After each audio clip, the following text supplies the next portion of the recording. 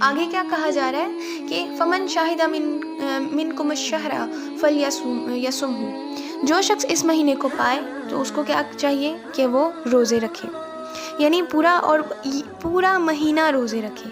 یہودیوں کو تو ایام معدودات کہا گیا نا، کچھ دن کے لیے، گنتی کے چند دن، جبکہ مسلمانوں کو پورا مہینہ روزے رکھنے کو کہا گیا۔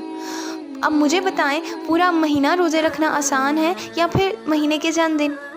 تو یہ ایک سٹیپ ہمارا ان سے ذرا مشکل ہوا، کیونکہ ان کو، یہودیوں کو چند دن کے لیے کہا گیا تھا روزے رکھنا، جبکہ ہمیں پورا مہینہ روزے رکھنے کے لیے کہا گیا۔ اب آگے دیکھتے ہیں مزید، آگے کیا کہا جا رہا ہے، وَمَنْ كَانَ مَرِيضًا أَوْ عَلَى سَفَرٍ فَعِدَّةٌ مِّنْ أَيَّامٍ أُخَرَ، جو شخص مریض ہو، بیمار ہو یا پھر سفر پر ہو تو اس کو یہ دن جو اس کے روزے کے چھوٹ جائیں گے، اس کو دوسرے دنوں میں گنتی پوری کرنا ہوگی، اس کے دوسرے دنوں میں روزے رکھنے ہوں گے۔ جبکہ یہودیوں کو کیا حکم تھا کہ اگر ان کے روزے چھوٹ جائیں، اگر وہ سفر میں ہوں، اگر وہ بیمار ہوں، تو ان کے روزے چھوٹ جائیں تو یا تو مسکینوں کو کھانا کھلا دیں یا پھر وہ کیا کریں، دوسرے دنوں میں روزے رکھ لیں جو چھوٹ جائیں۔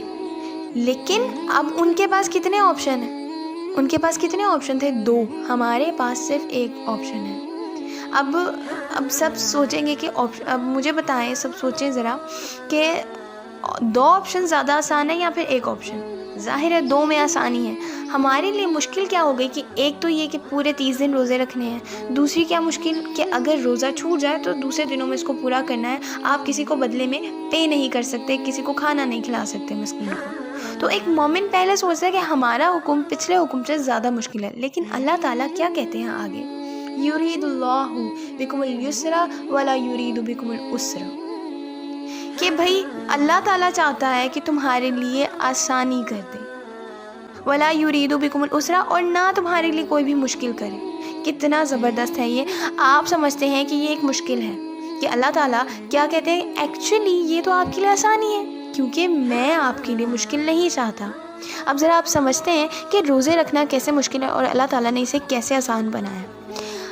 روزے رکھنے کا مقصد، ابھی ہم نے پیچھے میں نے آپ کو بتایا کہ جو آیت نمبر 183 اس میں کیا اللہ تعالیٰ نے بتایا کہ روزے رکھنے کا مقصد کیا ہے، تاکہ آپ متقی بن جاؤ، تاکہ آپ پرہیزگار بن جاؤ۔ اور تقویٰ آسانی سے ملتا ہے یا مشکل سے؟ مشکل سے۔ اللہ تعالیٰ کہتے ہیں کہ روزے رکھنے سے آپ کو تقویٰ ملے گا، اور تقویٰ کیا ہوتا ہے؟ جو کہ آپ کو ہدایت دے۔ سورہ بقرہ کی شروع کی آیت ہے، اس میں کہا جاتا ہے ھدی للمتقین، اس میں ہدایت ہے متقین کے لیے، ٹھیک ہے؟ تو جتنے زیادہ آپ روزے رکھیں گے اتنا زیادہ آپ کو تقویٰ ملے گا، اور جتنا زیادہ تقویٰ ملے گا آپ کو، آپ اتنے ہی زیادہ ہدایت کو لینے کے لیے تیار ہوں گے۔ اللہ تعالیٰ آپ کے لیے ہدایت لینا آسان بنانا چاہتے ہیں، تو اگر آپ کو زیادہ تقویٰ چاہیے تو آپ کو زیادہ روزے رکھنے ہوں گے۔ تو دن میں آپ روزے رکھیں اور اپنا تقویٰ اسٹرانگ کریں، اور رات میں آپ قرآن پڑھیں، تو یہ آپ کے لیے آسانی ہوگی ہدایت لینے میں۔ ادروائز آپ ہدایت کو پروسیس نہیں کر پائیں گے۔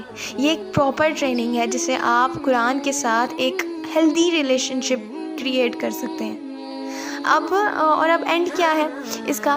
وہ لوگ جن کو ہدایت مل جاتی ہے، تقویٰ والے ہوتے ہیں، ان کے لیے نہ صرف یہ زندگی آسان ہے بلکہ آخرت کی زندگی بھی آسان ہے۔ اللہ تعالیٰ آپ کے لیے اس طرح آسانی چاہتے ہیں، اور مشکل کو ختم کر دینا چاہتے ہیں، نہ صرف یہاں پہ اس زندگی میں بلکہ اگلی زندگی میں بھی ہمارے لیے مشکل نہیں ہوگی۔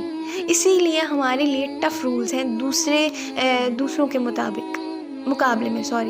آیت کا اب اینڈ کیا ہوتا ہے کہ وَلِتُكْمِلُوا الْعِدَّةَ وَلِتُكَبِّرُوا اللَّهَ عَلَى مَا هَدَاكُمْ وَلَعَلَّكُمْ تَشْكُرُونَ، کہ تم اگر اللہ تعالیٰ کی دی ہوئی ہدایت پر اس طرح برائیاں بیان کرو، جب تم گنتی پوری کرو تو اللہ تعالیٰ کی جو ہدایت اللہ تعالیٰ نے تمہیں دی ہے اس کی برائیاں بیان کرو، اس کی تکبیرات کرو، اس کی برائی بیان کرو۔